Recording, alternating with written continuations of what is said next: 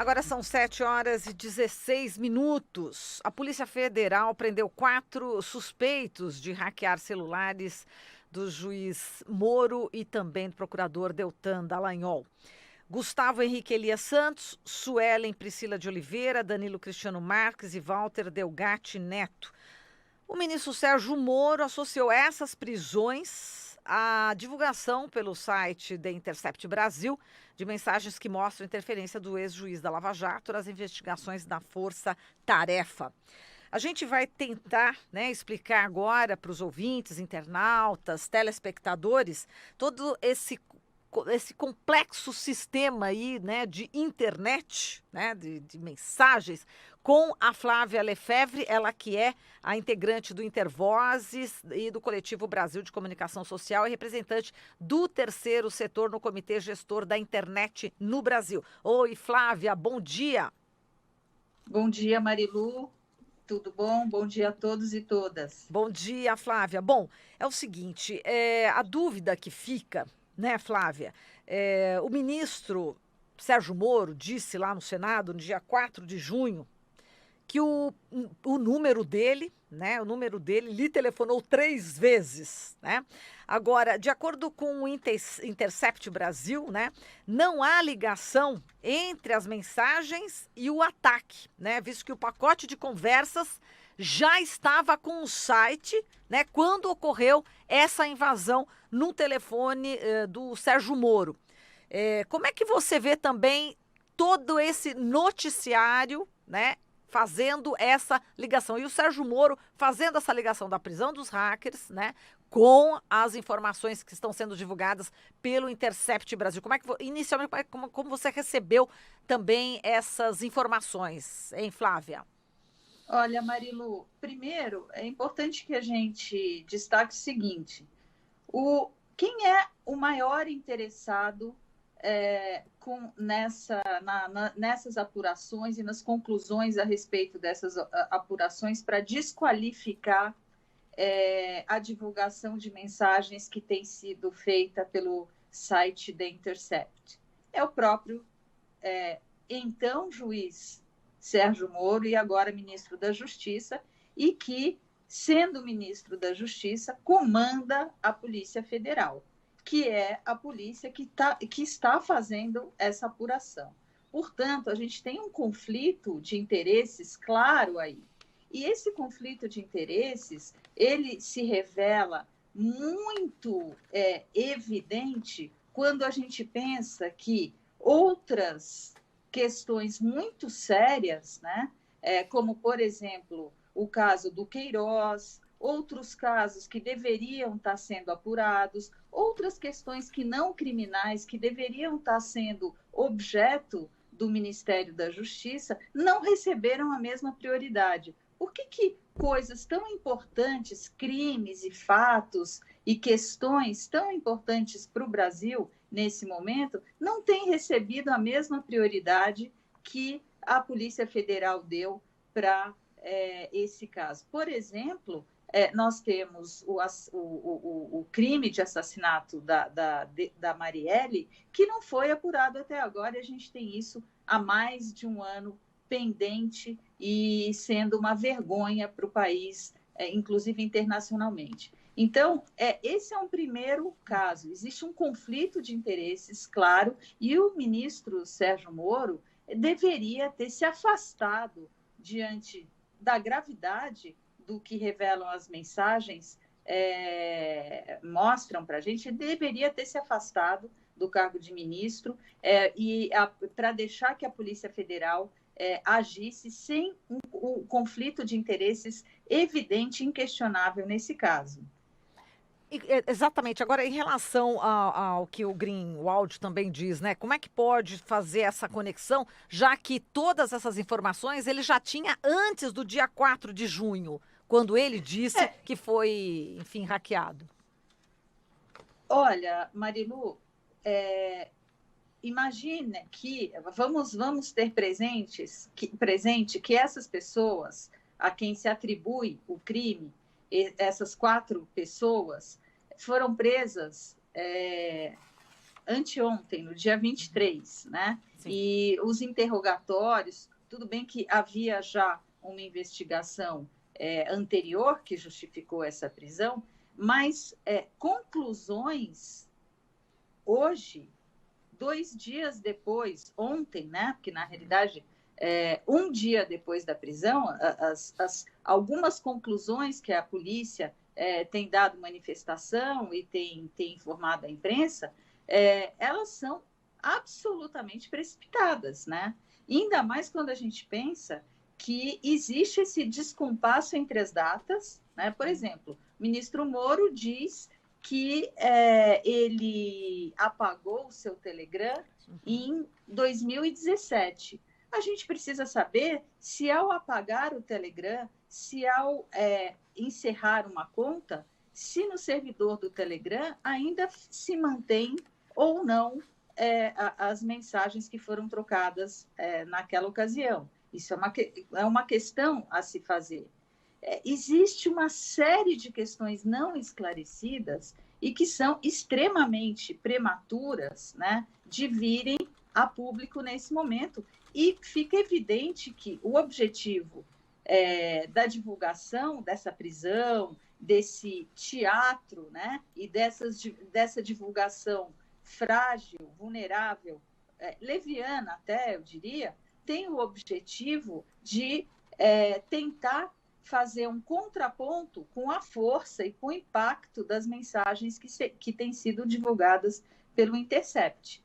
Então, quando a gente vê um juiz participando da formação das provas do processo onde ele atua, enfim, tudo que veio à tona com as revelações do Intercept, da Folha de São Paulo, da Veja, do Reinaldo Azevedo, né, tem levado a que a Polícia Federal, pautada pelo interesse privado do ministro da Justiça, né, faça essas revelações prematuras antes que a investigação tenha elementos consistentes para que se possa dizer e se afirmar que existe uma ligação ou não existe uma ligação entre essas pessoas presas, a atividade dessas pessoas presas e a atividade do Intercept e dos outros órgãos de mídia que, em parceria com esse site, divulgaram as mensagens sobre o Sérgio Moro e sobre o Deltan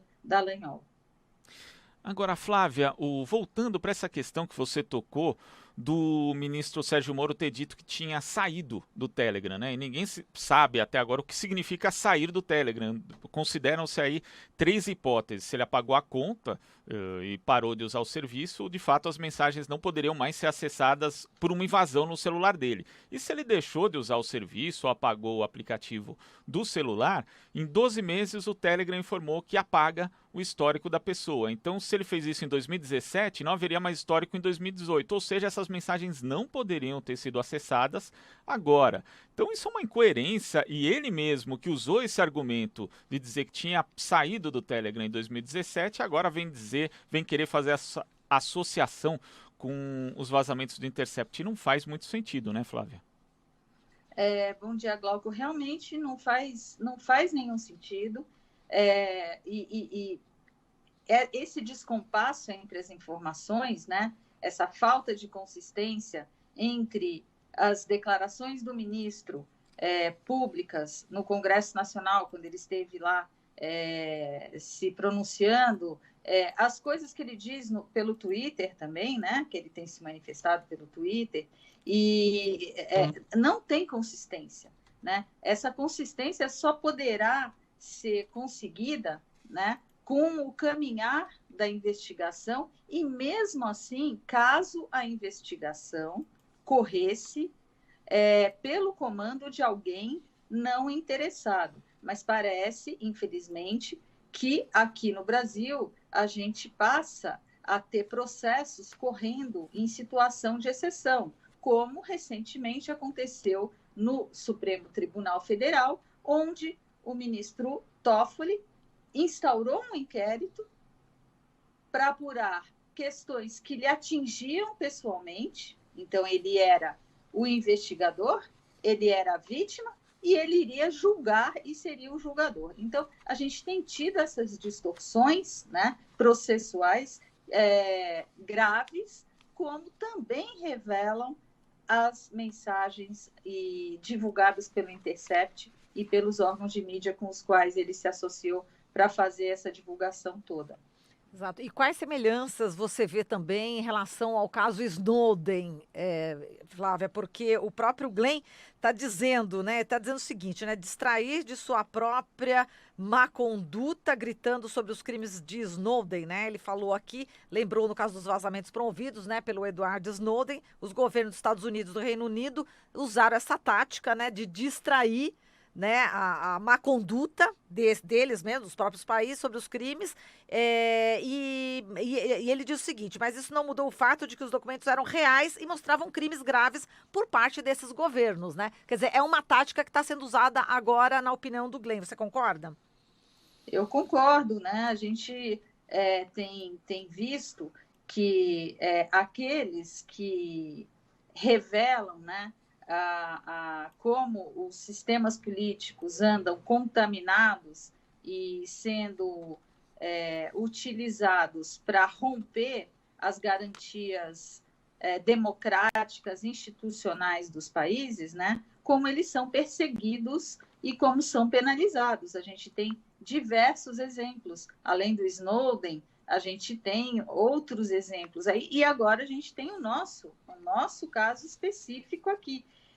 E no nosso caso, né, eu acho que essa situação é ainda mais clara, porque você tem a situação do chefe da Polícia Federal, do chefe da instituição que vai promover a investigação e o levantamento de provas, diretamente interessado, né? Então, é justamente esse o objetivo, desfocar a atenção da sociedade para um fato gravíssimo, que é a distorção do sistema judiciário brasileiro, a violação do sistema judiciário brasileiro pela atuação de juízes e de representantes do Ministério Público, né?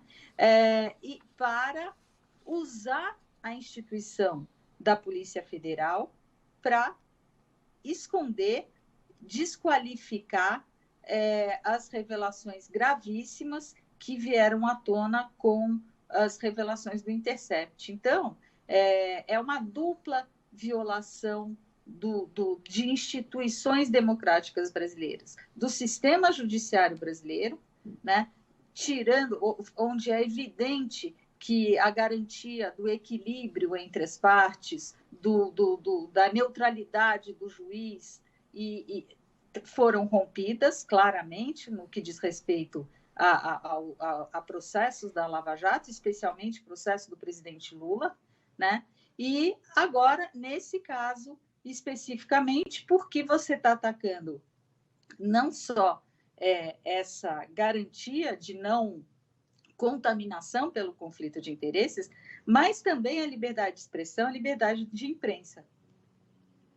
E tem outro ponto, né, Flávia, que é uma questão dessa tentativa do Moro relacionar os vazamentos que o Intercept tem divulgado, né, tem tratado de forma jornalística, diga-se, e essa prisão, que o epicentro, pelo que a gente viu até agora de material que foi publicado, é o Deltan Dallagnol e não o Sérgio Moro. Então são justamente as mensagens do Moro com o Deltan que são ali divulgadas e não o contrário. O epicentro ali, ao que tudo indica, é o coordenador-geral da Lava Jato e não hoje ministro da Justiça. Exatamente. Bom, Glauco, a gente espera, né, que o The Intercept e as outras, a Folha de São Paulo, a Veja, o Reinaldo Azevedo, estejam, ao aceitar, né, essa tarefa aí de trazer a público esse sistema corrompido, né, de julgamento e de processos na Lava Jato, que eles estejam prontos para enfrentar tudo isso e que seus advogados e seus peritos, que já examinaram as mensagens que foram reveladas, é importante a gente lembrar disso, tanto a Folha quanto a Veja, antes de divulgarem, fizeram seus exames sobre o material que lhes foi entregue pelo Intercept, né? E veja só, a polícia não teve o menor interesse de examinar esse material e de apurar como é que esse material foi obtido. Então, a gente tem aí que esperar que a defesa dessas do Intercept e tudo, levantem tudo isso, né? Tragam tudo isso à tona e deixem claro como esse processo agora, essa apuração agora está contaminada pelos interesses diretos do ministro Sérgio Moro e todas essas inconsistências de data, inconsistências com como funciona a guarda de mensagens pelo Telegram, o fato de que essas pessoas presas dizem ter invadido o celular do ministro Sérgio Moro e, na realidade, as mensagens reveladas pelo Intercept são principalmente mensagens do Deltan Dallagnol, ou seja, tem uma série de inconsistências, né, que não que demonstram que quanto é prematuro a revelação nos termos como está sendo feito pela Polícia Federal, tentando vincular a atuação dessas 4 pessoas presas com o The Intercept e mais com o Partido dos Trabalhadores, porque agora que já se levantou aí dentro da teoria aí que a gente imagina que vai ser sustentada pela Polícia Federal, tem o Partido dos Trabalhadores aí no meio que receberia essas mensagens e já dando a entender que, eventualmente, o Partido dos Trabalhadores poderia ter encomendado isso, porque já se tem movimentações financeiras na conta bancária dessas pessoas. Ou seja, é muito grave o que está acontecendo. Aliás, também com este evento, né, nós temos tido acontecimentos, né, abalos nas nossas estruturas institucionais que garantem a democracia, que garantem direitos fundamentais atacadas já há 6 meses, infelizmente. Então, Flávia, essas questões todas jurídicas a gente vai aprofundar também daqui a pouquinho com o Matheus Moro, né, que tem o mesmo sobrenome, inclusive, do ministro, né, mas ele não é parente. Não é parente e ele é um defensor público muito conceituado, coordenador até do Núcleo Especializado de Situação Carcerária aqui em São Paulo. Então, o Matheus, daqui a pouquinho, vai aprofundar esse tema que você deu aí já essa pincelada, tá bom? No final da sua fala. Muito obrigada, viu, Flávia? Obrigada, bom dia a todos e todas. Um beijo, até mais. Falamos aqui com a Flávia Lefebvre, ela que é integrante do Intervozes e também ela é representante do terceiro setor no Comitê Gestor da Internet no Brasil.